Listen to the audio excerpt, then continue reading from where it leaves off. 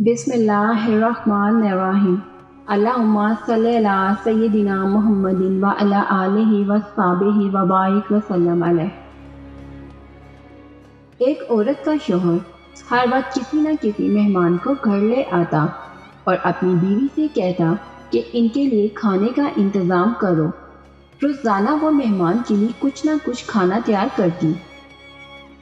آخر کار وہ روز کے معمول سے تنگ آ گئی اور ایک دن رسول پاک صلی اللہ علیہ وآلہ وسلم کے پاس گئی اور کہنے لگی، یا رسول اللہ صلی اللہ علیہ وآلہ وسلم، میرا شوہر روزانہ کسی نہ کسی مہمان کو گھر لے آتا ہے اور میں کھانے بنا بنا کے تھک جاتی ہوں۔ یا رسول اللہ صلی اللہ علیہ وآلہ وسلم، کوئی ایسا طریقہ بتائیں کہ میرا شوہر گھر میں مہمان نہ لے کر آئے۔ اس عورت کی بات سن کر اس وقت نبی پاک صلی اللہ علیہ وآلہ وسلم بالکل خاموش رہے اور وہ عورت نبی پاک صلی اللہ علیہ وآلہ وسلم کی خاموشی دیکھ کے گھر واپس آ گئی۔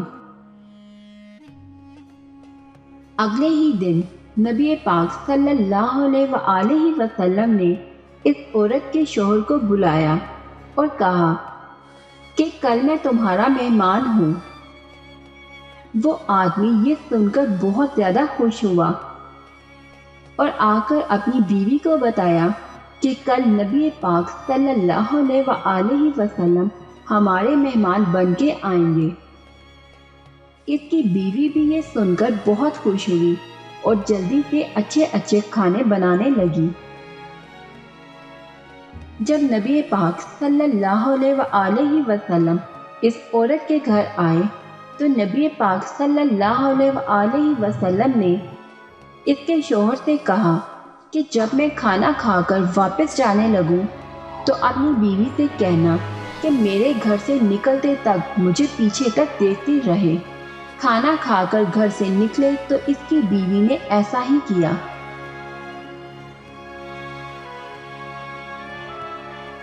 جب نبی پاک صلی اللہ علیہ وآلہ وسلم واپس جانے لگے تو اس عورت نے کیا دیکھا کہ رسول اللہ صلی اللہ علیہ وآلہ وسلم کے ساتھ بچھو، سانپ اور کیڑے مکوڑے سب ساتھ جا رہے تھے۔ وہ یہ منظر دیکھ کر خوف سے بے ہوش ہو گئی۔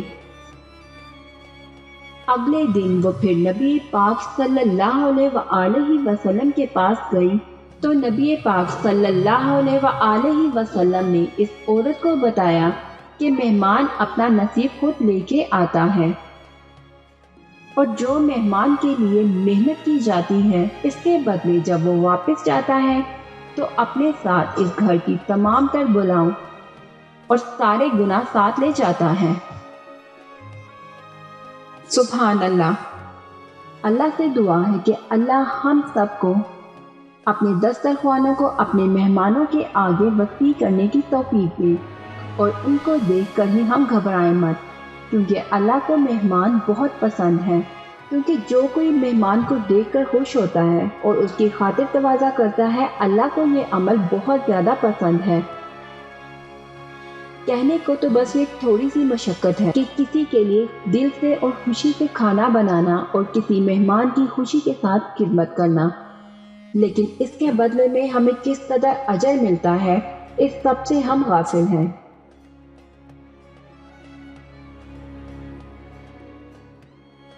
اے اللہ، ہمارے دلوں کو اس قدر وسیع کر دے کہ ہم اپنے گھروں میں آنے والے ہر مہمان کو دل اور خوشی سے خوش آمدید کہیں اور جیسا تو پسند کرتا ہے اس طرح اس کی خدمت کریں۔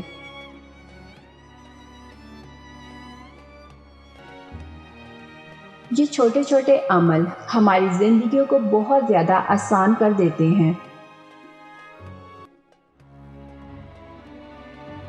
اگر آپ لوگوں کو میری یہ ویڈیو پسند آئی ہو تو اپنے دوستوں کے ساتھ شیئر اور لائک ضرور کریے گا۔